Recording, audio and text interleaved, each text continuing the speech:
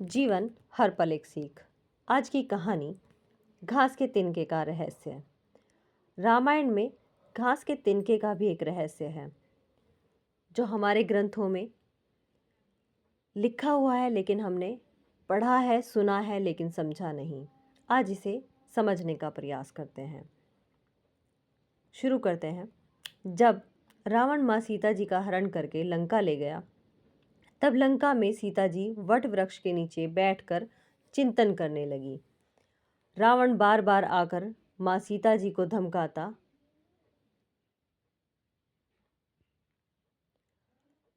था, लेकिन माँ सीता जी कुछ नहीं बोलती थी।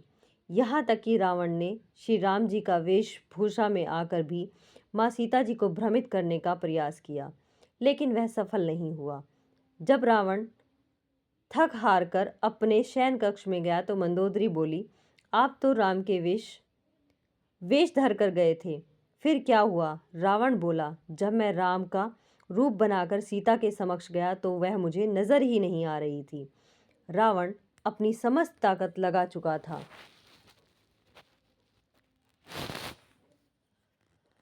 लेकिन जगत जननी माँ को आज तक कोई नहीं समझ सका।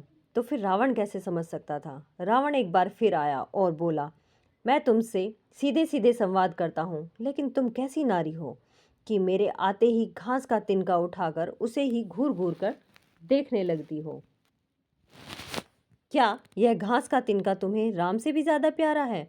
रावण के इस प्रश्न को सुनकर माँ सीता जी बिल्कुल चुप हो गई और आंखों से आंसुओं की धार बह पड़ी। अब इस प्रश्न का उत्तर समझो।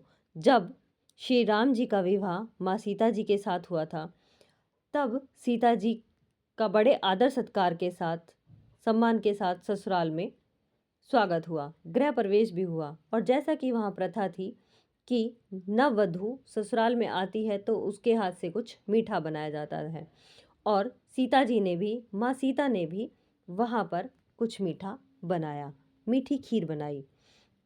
समस्त परिवार, राजा दशरथ सहित चारों भाई और ऋषि संत भी भोजन पर आमंत्रित थे। माँ सीता जी ने सभी को खीर परोसना शुरू किया और भोजन शुरू होने ही वाला था कि जोर से एक हवा का झोंका आया और सभी ने अपनी अपनी पत्तल संभाली। माँ सीता जी वो देख रही थी। ठीक उसी समय राजा दशरथ जी की खीर पर एक छोटा सा घास का तिनका गिर गया। माँ सीता जी ने उस तिनके को देख लिया, लेकिन अब खीर में हाथ कैसे डाले, प्रश्न आ गया था। माँ सीता जी ने दूर से ही उस तिनके को घूर कर देखा तो तिनका जलकर राख हो गया। दशरथ जी यह चमत्कार देख रहे थे, लेकिन उन्होंने उस समय कुछ नहीं कहा। लेकिन खीर खाने के बाद उन्होंने सीता जी को अपने कक्ष में बुलवाया। फिर राजा दशरथ बोले, मैंने आज भोजन के समय आपके चमत्कार को देख लिया। आप साक्षात जगत जननी का दूसरा रूप हैं।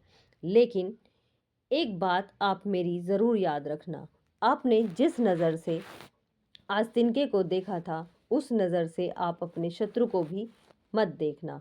इसलिए माँ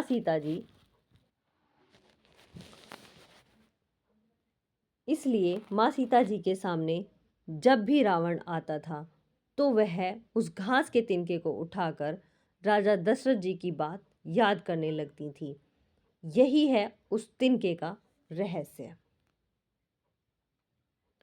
माँ सीता जी चाहती तो रावण को उसी समय राख कर सकती थी, लेकिन राजा दशरथ जी को दिए गए वचन की वजह से वो शांत रहती थी। इस कहानी से हमें यह शिक्षा मिलती है कि हमें कितना भी क्रोध आया हो या फिर हम किसी भी परिस्थिति में हो, हमें अपने बड़ों का आदर सम्मान करते हुए उनकी बातों पर ध्यान देना चाहिए। धन्यवाद। आपको यह कहानी कैसी लगी, कमेंट करके ज़रूर बताना।